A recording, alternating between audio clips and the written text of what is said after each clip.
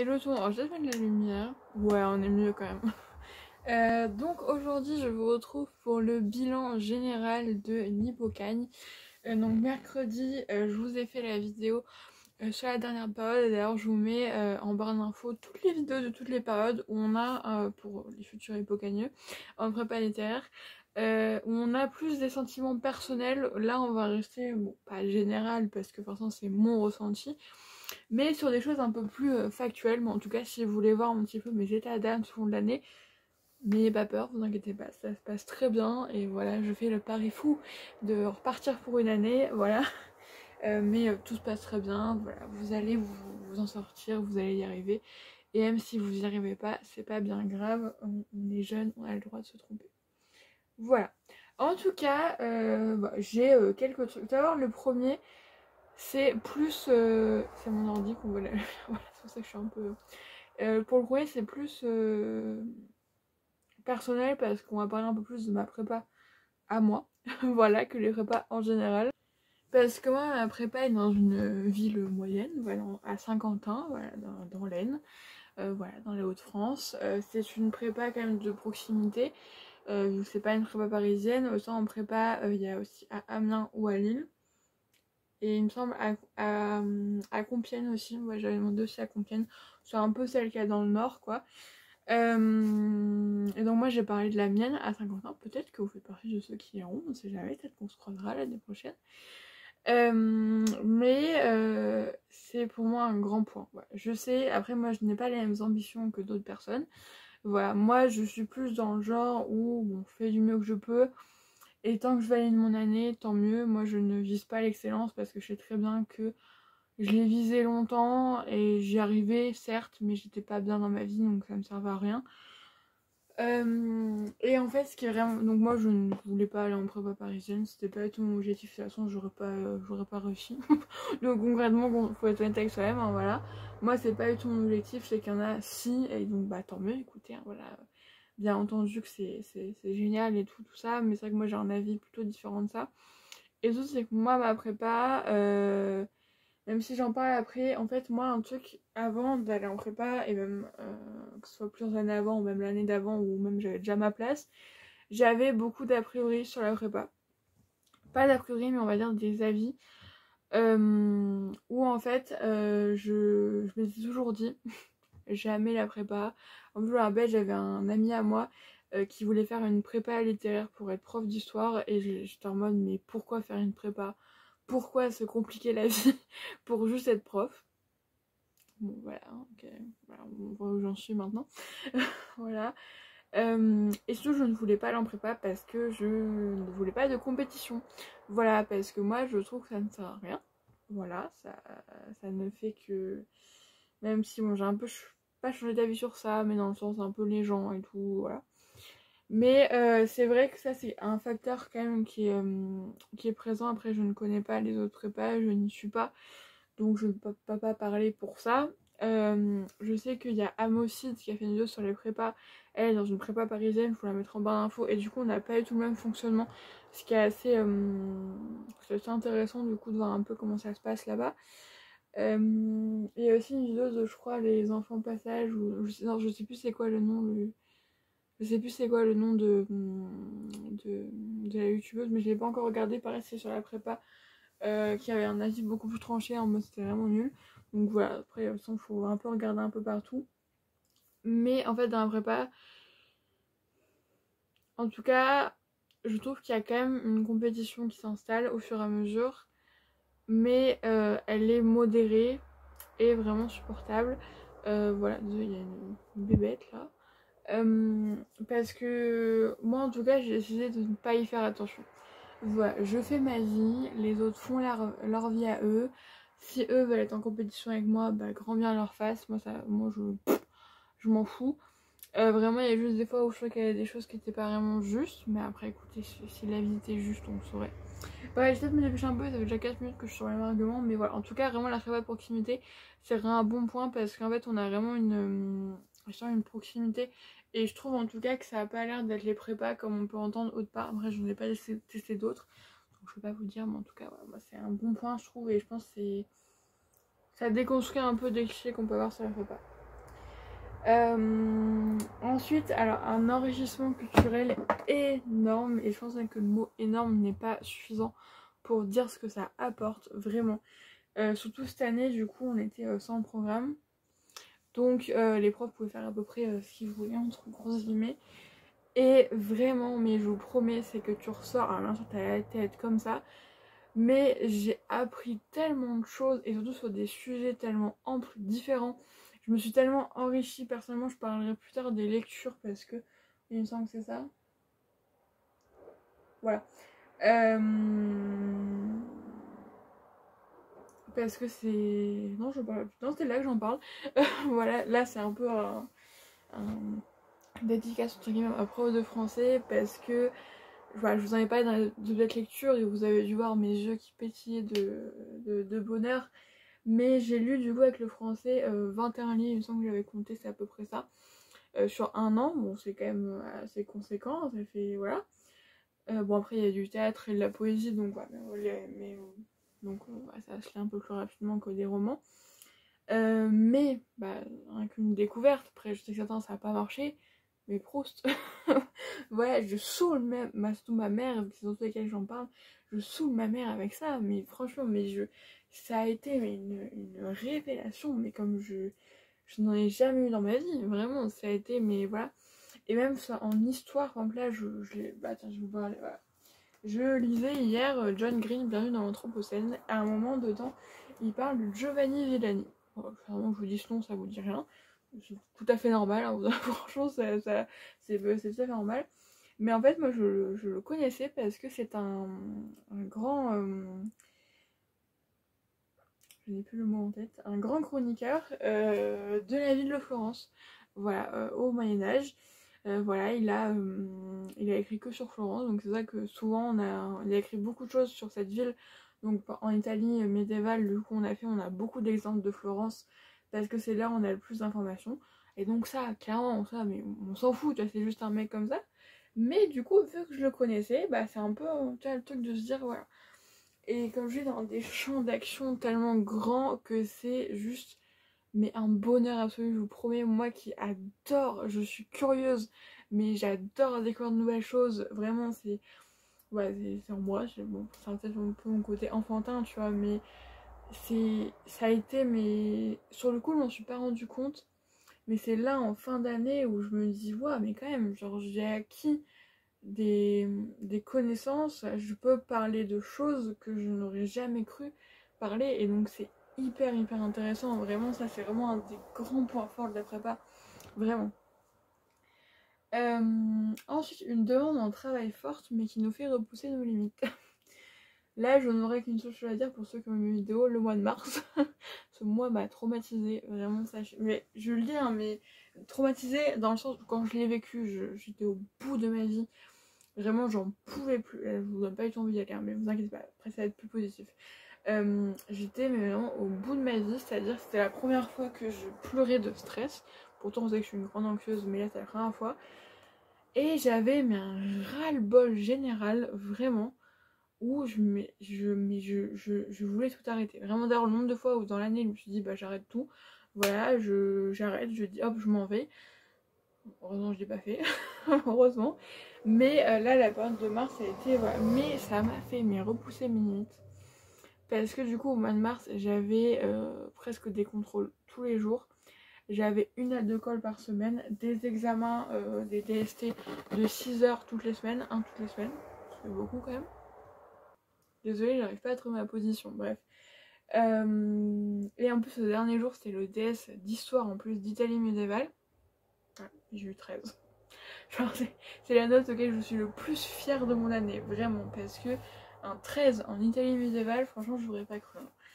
En fait, ce mois-ci, pas toute l'année en fait, vraiment ce mois-là, mais j'ai été au bout du bout, vraiment au bout du bout.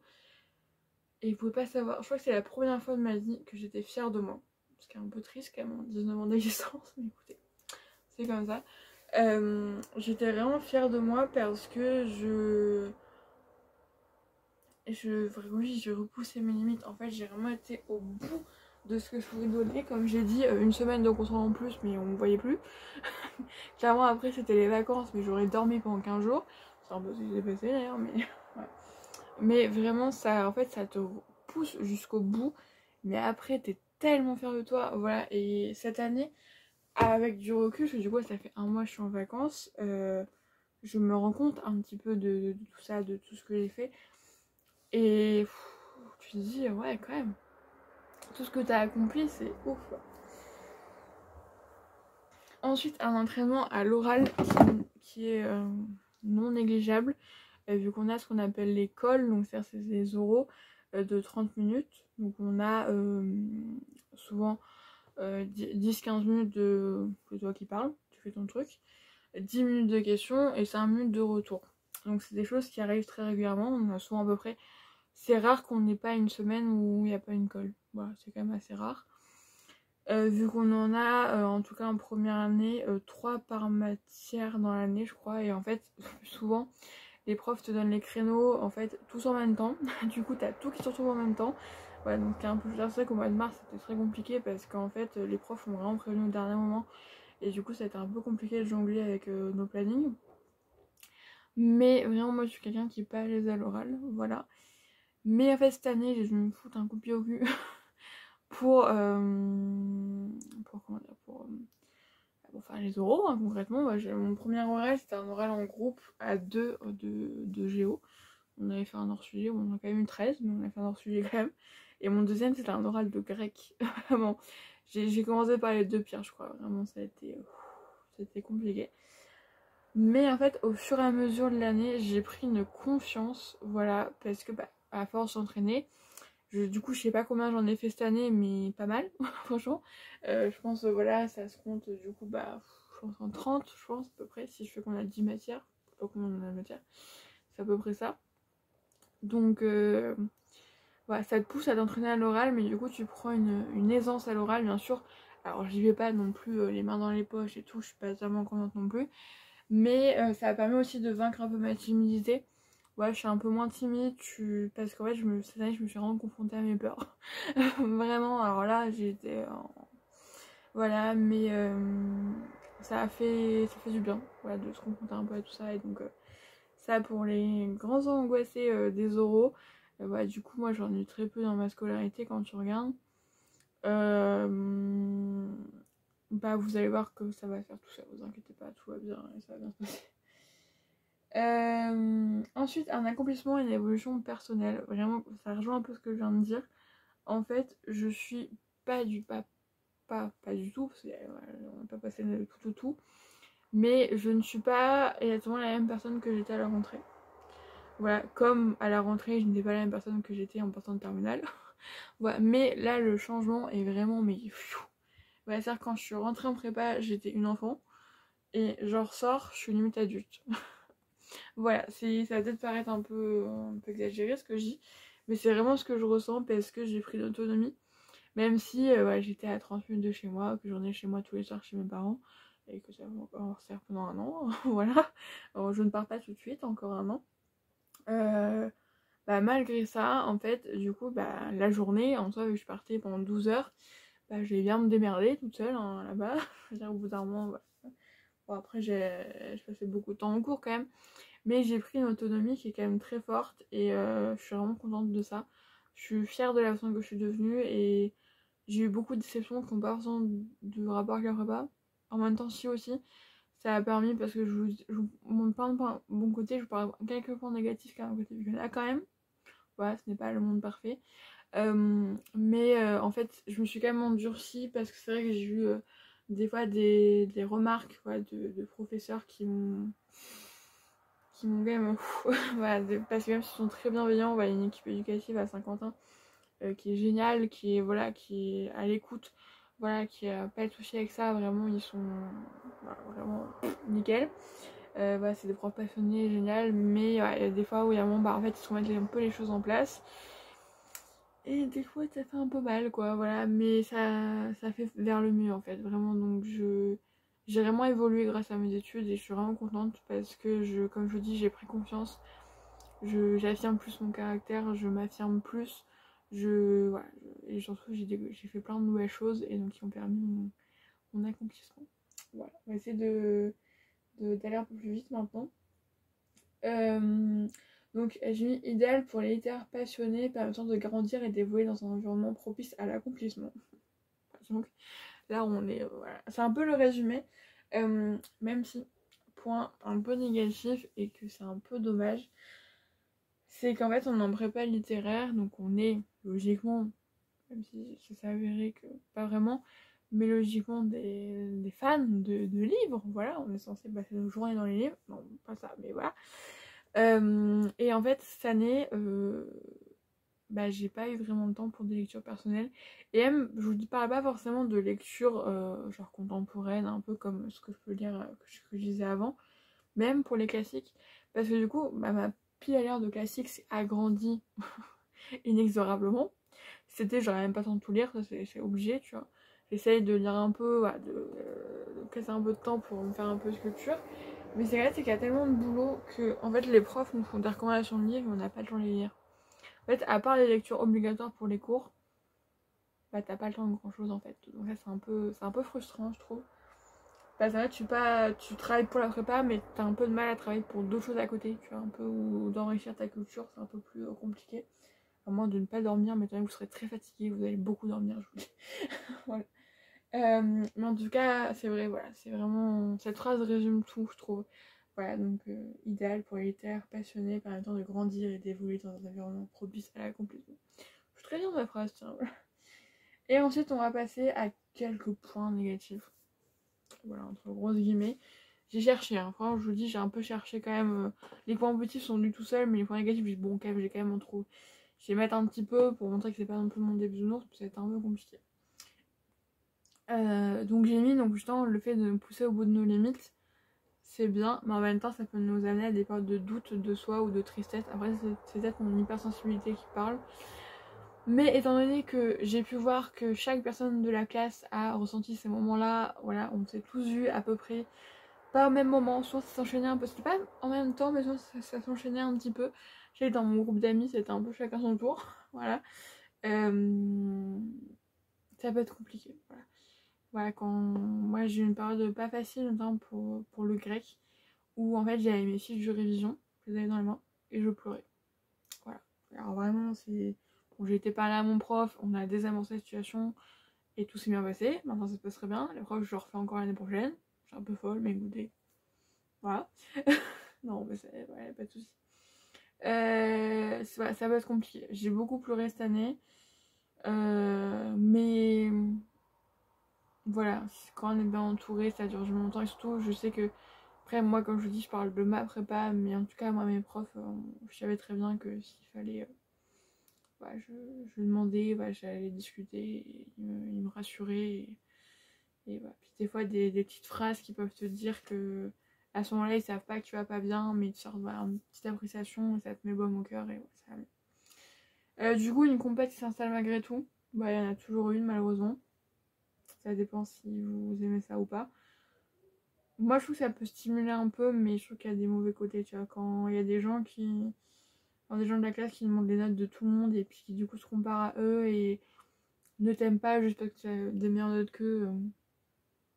Ouais, c'est un truc qui me dépasse un peu. Du coup, beaucoup de travail, ça j'en ai pas parlé, mais voilà, ça c'est. On dit souvent ouais, le prépa c'est beaucoup de travail, c'est pas faux. Concrètement, c'est pas faux, je peux pas vous dire que c'est faux. Mais on va dire en fait qu'on a, en fait, pour tout ce qui est devoir à la maison, je pense qu'on a autant que les gens de la fac, en soi, je pense, du coup, on a des disserts, tout ça. Sauf qu'en fait, nous, on a des journées de 8h à 18h. Du coup, ce qui fait que moi, j'arrivais, avec les heures de perm et tout, à ne pas travailler le soir, parce que c'est pas ce qui me correspond. Moi, je suis une grosse dormeuse, c'est-à-dire qu'à 22h, il n'y a plus personne. Plus du coup, je me lève, je me levais du coup à 6h moins le quart tous les matins. Donc je peux te dire que le soir, il faut pas me coucher non plus à 2h du mat. Voilà. Une fois, au début de l'année, j'ai essayé de travailler le soir, mais je voyais que j'y arrivais pas en fait. Donc voilà, et surtout, en fait, je travaillais beaucoup, beaucoup le week-end. Vraiment, c'était vraiment ça. Et quand j'avais besoin, vu que je prenais le train, du coup, je travaillais dans le train aussi, c'était un peu ça. Du coup, des fois, en fait, le travail peut des fois porter atteinte à notre vie sociale ou familiale. Voilà, moi j'ai quand même toujours privilégié de passer, voilà, quand, vous savez peut-être pas, mais je fais partie d'un club de supporters. Et du coup, c'est qu'il y avait des matchs quasiment tous les samedis soirs.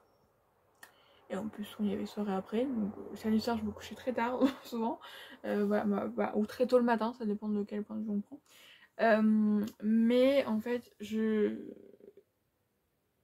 crois qu'il n'y a qu'une fois où j'y suis pas allée. Parce que j'avais une desserte à rendre pour lundi, c'était un peu la merde. Et du coup, je m'étais dit. En fait, en soi, j'avais pas travaillé le soir, mais en fait, c'était un trajet. Et du coup, on devait partir à 4h. Et je dis non, je peux pas, faut que je travaille absolument là. Voilà.